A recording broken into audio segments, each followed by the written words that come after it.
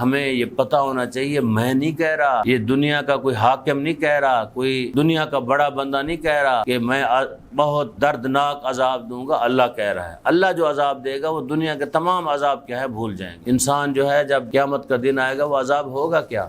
قیامت کا دن آئے گا کہ اللہ جہنم میں ڈالے گا، اس کی چمڑی جو ہے ایک دفعہ ساری ختم ہو جائے گی، پھر دوبارہ آ جائے گی، پھر ختم ہوگی، پھر دوبارہ آئے گی، پھر ختم ہوگی، پھر دوبارہ آئے گی۔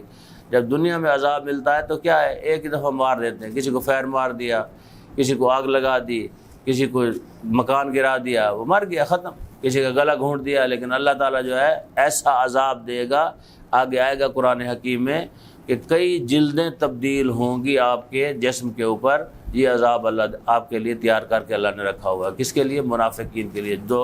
جو بندہ دو چہرے رکھتا ہے، ادھر بیٹھا تو ان کا، ادھر بیٹھا تو ان کا، جی نہیں جی اسی تے تواڈے نال ہاں جی، ایویں اسی انہوں نے گل کیتی سی۔